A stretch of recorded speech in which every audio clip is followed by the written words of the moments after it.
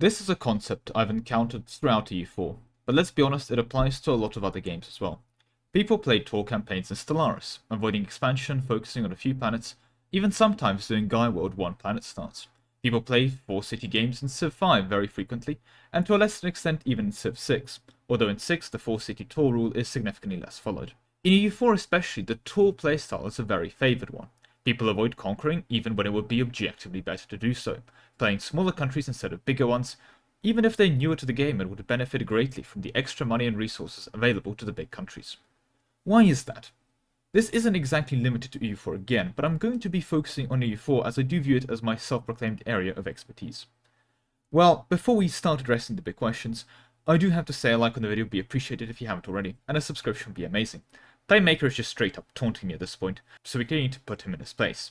With that self-shitting out of the way though, what do I mean here?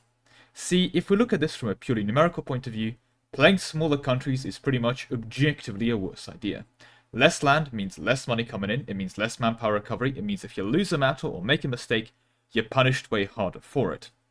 Now, a very common reason given to me, and one that I tended to subscribe to quite as well, is that people would prefer to play tall instead of wide. Labels I personally despise, but I'm forced to use because everyone uses.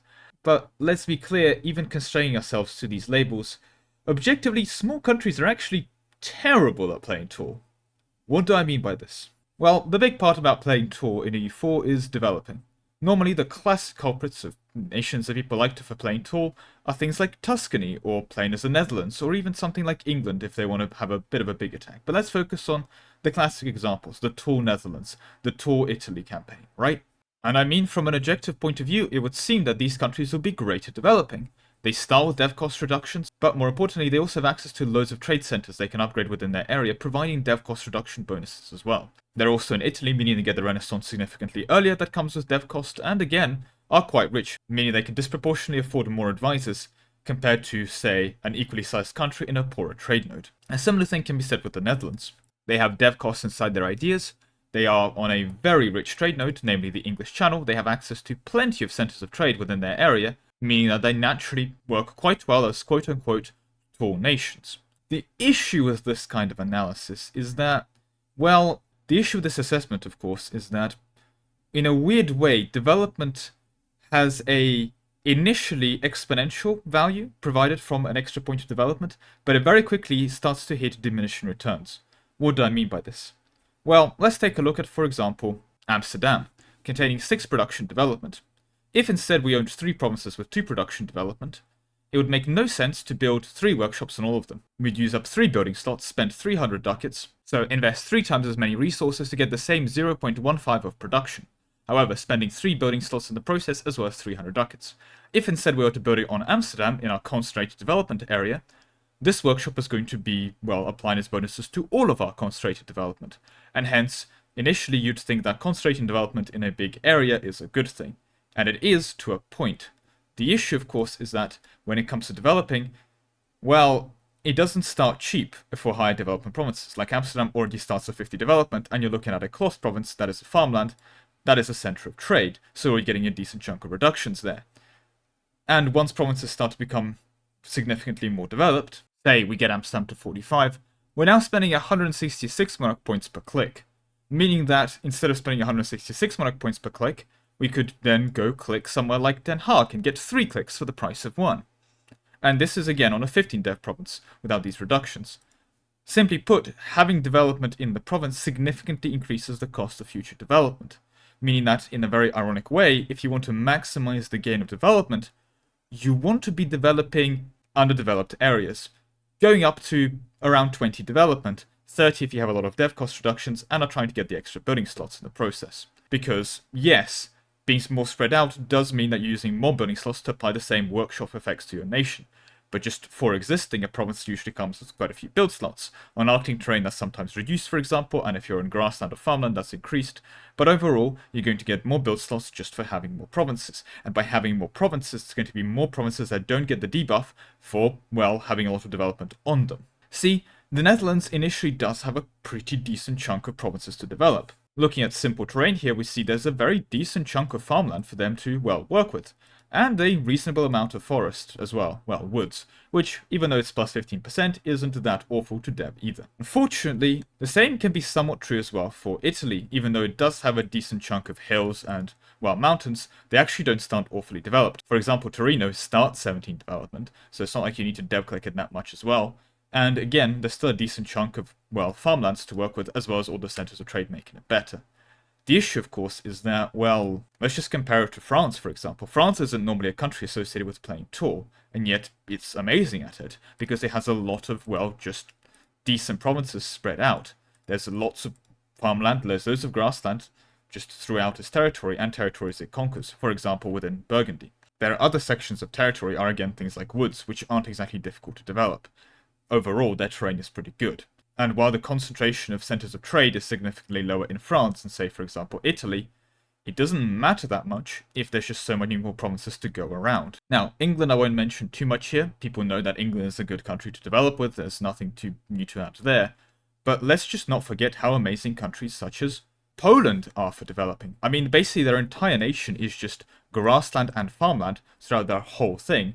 And being Eastern Tech Group, when they take over a steppe province, which isn't exactly difficult, the steppes are right there, they, will look at the steppes and see plus 20% dev cost. That's not great, but they can give the Cossack privilege, Cossack exploration expeditions, which is going to give them minus 15% local dev costs in all steppe provinces.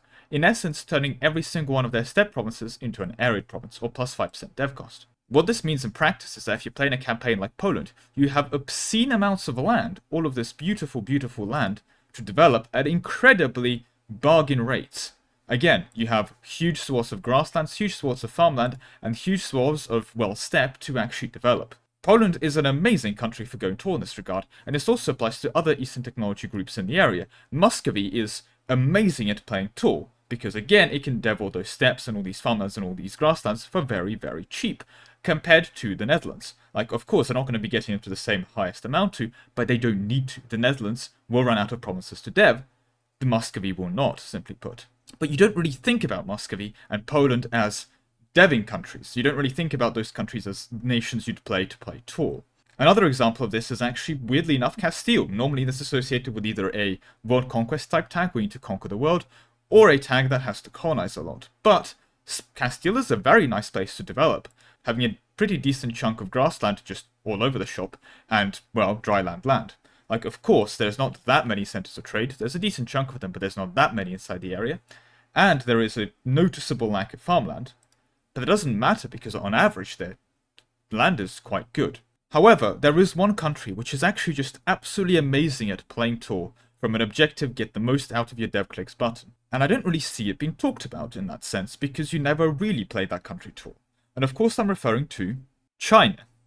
Ming is straight up amazing for playing Tour, because let's just take a look at their terrain. They own insane amounts of farmlands throughout all of central China. Like, this is all just farmlands. And this is all like 4, 5, sometimes 12, but sometimes also just like 9 dev farmlands begging to be developed. Like 8 dev farmlands, 8 dev farmlands, just 8 dev here again, and some 14, 17 higher dev farmlands. This is all wonderful land to dev push. There's the odd hill here and there, there's the odd jungle deep down south, and even a couple mountains, namely within this mountain range here. But this is all just beautiful, beautiful, beautiful land to develop, and even more compared to something like Muscovy or Poland, where a lot of the land they're developing isn't exactly great on trade goods.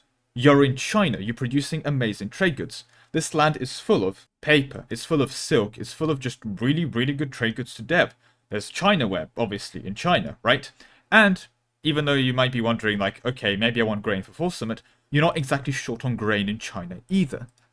Right? This is just beautiful, beautiful land to dev, and even more so as Ming themselves, you're beautifully positioned to take advantage of that. You have the economy to support +5 advisors basically from 3 minutes into the game. You have the state resources to actually dev a lot more than a country like Holland has. You don't have to worry about investing that much into your army, or a higher percentage of your income into your army. Right? As the Netherlands, you're probably going to be spending like 75% of your income on your army just to stay alive. As China, that can be as low as 30, 40% if you're not really expanding or doing much of anything. And you can be instead spending that money into buildings. And again, because you're richer, you're getting your buildings faster, so you're taking advantage of your high development faster. Basically, everything is better when you're bigger. In essence, If you're small, playing tall is significantly harder than playing tall when you're big. And you know, even if you're that worried about GovCap, which you shouldn't be because your friends are courthouses and state houses, even when you are playing tall, well, you're the Celestial Empire, here's 500 GovCap just for existing. See, that's the thing, GovCap is very manageable in this game. There's loads of resources available for dealing with it. Simply put, you can full state the world and be under GovCap in the process. I mean, if you want a good example of a tall deving run, I had a 30x Hegemon campaign, where the person playing America, more specifically United States of America, was Arak, who's significantly better at the game than me and also very good at deving. And he devved, well, the USA so much that he actually beat me to 10 million troops as my colony. He got to 10 million force limit and built those 10 million force limit before I managed to do so as the UK. And compared to my global spanning empire that I had at this point, you know, I had basically India under lockdown. I, of course, had Britain. I had, you know, taken over the entire New World, including with him in America. He was my colony. He just had more force limit than me, because even though America, on first impressions, does not actually look like a good, well, area to develop. Let's just take a look at their, well, land. Compared to China, for example, they aren't exactly flush with farmland. There's a couple provinces here with farmland, but that's about it. Everything else is either grassland or, well, forests, or in some cases even savanna, which is plus 15, right? And even marshes down in Florida. This isn't great land to develop. And even more so, that's even more showing is, if you thought other areas were sparse with centers of trade, America's awful for centers of trade for dev cost reductions, right? There's very few here. But of course, there's a lot of tools for getting dev costs. Colonies, independent colonies gain dev cost reductions. Dev cost edicts, universities, etc., etc. There's a lot of things you can do for dev cost, even things like popping a golden age, meaning that he was deving for like 3-4 clicks. My point being is, you're not deving 3,000 times if you're playing as the Netherlands, because you're going to run out of provinces to dev. This is a very real issue for a quote-unquote tour campaign. And even if you don't run out of provinces, you're going to be deving 45 dev provinces that, even though you've got all these reductions, are still going to be setting you back 166 monarch points a click. Because, again, they've just been devved so high. It's significantly easier to dev 3 provinces to 20 than it is to dev 1 province to 60. And if you have all the buildings built within those provinces, they have the exact same effect on your country. Now, of course, there's some differences within trade goods, trade power reduction, etc., etc., but for the most part, on average, 320 dev provinces are equivalent to a 60 dev province. And once you're at 60 dev, it's quite hard to go to 61 and 62. If you've got 3 provinces at 20 dev, it's not exactly that big of a deal to get them to 25 each as well. So even for playing tall campaigns, you don't want to be small, you want to play bigger countries. Why are people not playing big nations? Well, here I'm going to have to start putting towards some theories, and at this point, though, I have no hard evidence for this. This is just my experience within EU4 and within the EU4 community. And this is how I feel a lot of things have happened, and they're going to be different for some of you, and this is not going to apply to a lot of you either as well. But when it comes to small countries, I feel like, in a weird way, a lot of people play them because of a mismanaged fear of failure. What do I mean by this? Within the EU4 community, we tend to bully the AI for being bad at the game. We look at the AI as something like the Ottomans and say, wow, if we were playing the Ottomans, we'd have the Roman Empire still by 1500. Then we go play the Ottomans and do it. And other people see us playing the Ottomans and restoring the Roman Empire by 1500s or other stupid stuff like that, or building to a 30x hegemon on England, or whatever else that can be considered an impressive campaign to people, right? And they go look at that and they assume that the AI is awful at this game, because look how much better the player is doing at it. So be better than the AI is somehow a very trivial task. Let's not forget, the AI, even if it's doing things badly, is still doing things optimally, even if its definition of optimal is very bad, right?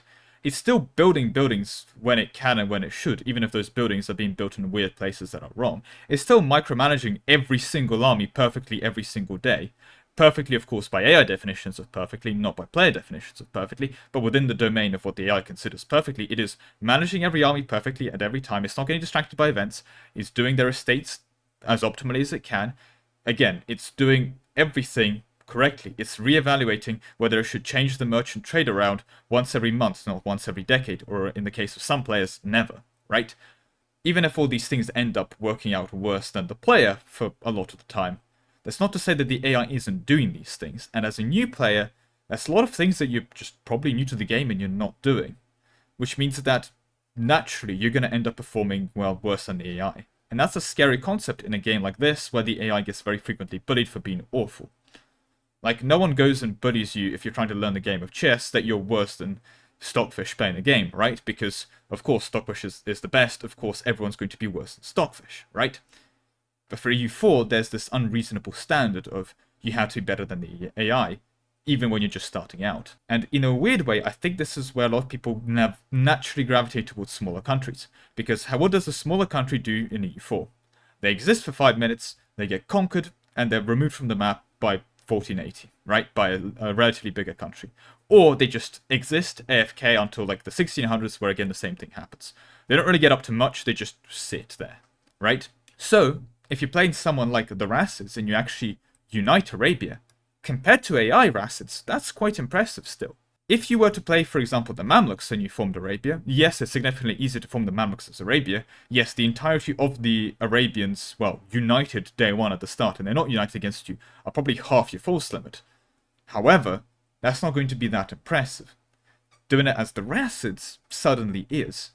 And the other thing with that is that you kind of have a safety net. If you play the Mamluks and you lose, you're worse than AI. You play the Rassids and you lose. Well, the AI would have lost as well. It's not that big of a deal. If you fail on a small country, you can blame the country. If you fail on a big country, you don't have that excuse. Now, we don't want to blame anyone. This is just one of the things I've observed. But this is a very unhelpful methodology to have. Because you're going to be new to a game, you're going to be learning things, there's going to be things you don't know. If you play a bigger country, like the Ottomans, like the Mamluks, you're going to have more resources at your disposal. A lost battle, one mistake made, a technology not taken on time, an extra coalition, is not going to spell game over in the same way that playing the Rassids and losing a battle might lead to a game over, right? You are just better off playing the Mamluks, because you have more opportunities to learn and the game isn't instantly over if you mess up one thing. But this is just one side of the thing, and it doesn't explain the reason why a lot of very experienced players and quite good players also choose to avoid playing bigger countries. And here we have to address the fact that at the end of the day, EU4 is, well, a game, and you play games because you want to have fun, most of the time, for most people. Now, I have fun by finding really optimal ways of abusing EU4, getting obscure modifiers stacked and that kind of things. That's how I find fun in this game. But I'm probably the exception in this regard.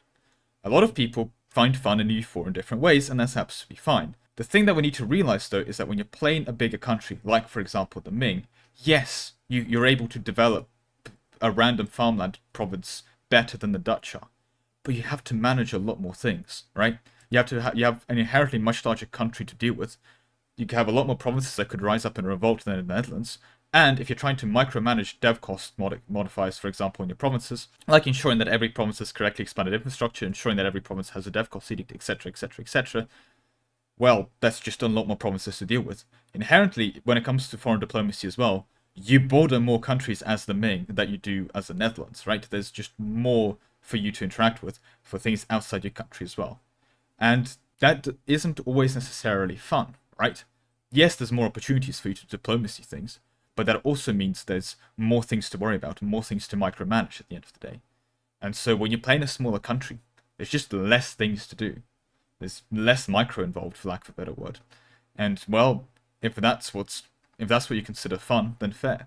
Another thing as well is that I talked about the bigger achievement. You know, playing as the Rassids and uniting Arabia is a better achievement than playing the Mamluks and uniting Arabia. It's more impressive. But let's be honest here, if you're also playing someone like Muscovy, and you've conquered the entirety of this area, and you've devved it all to like 30 development, then you go and turn around and you beat up the Ottomans. That's not really a big achievement, because you went into this battle with 3 times their development, 3 times their manpower, 3 times their economy. Of course it's not that impressive that you won. Like, that's to be expected. What's impressive is, of course, actually your nation-building skills. You've won the war before you even started the war. The war's not close. You don't want to suffer in a war, in essence. You had your decisive wars, and every war for you is now decisive because you're so much stronger than everyone else. This is a good thing. But it doesn't make for an impressive story, right? You can't really show off how, like, yes, I built up the best country and I used that to beat everyone else up, right? That's less of a fancy story than saying that, I played the Teutonic Order, which has half the income and half the force limit of, say, Poland, and I beat them back, right? That's less of an impressive story. Of course, you suffered more in that war. You took unnecessary casualties that you could have avoided if you played a bigger country. But that doesn't really matter for you. You still won, and you get your bragging rights, and those bragging rights are significantly bigger to win a war with a smaller country than a bigger country against the same target. So in essence, with small countries, you have the advantage of having less things to deal with. They're less micro-intensive. And your victories and your achievements, well, shine bigger. They're considered bigger achievements in the eyes of many. And I think a combination of this fear of failure, the desire for a bigger achievement from other people, this judgment from other people for being worse at being at the AI, and frankly sometimes just wanting to have a chill game of EU4 where you're not microing half the planet, is the reason why a lot of people avoid playing big nations. With that said though, that is all I have time for today. A big thank you to all the people that support me over at Ko-Fi, with a special thank you to Ark and Solar.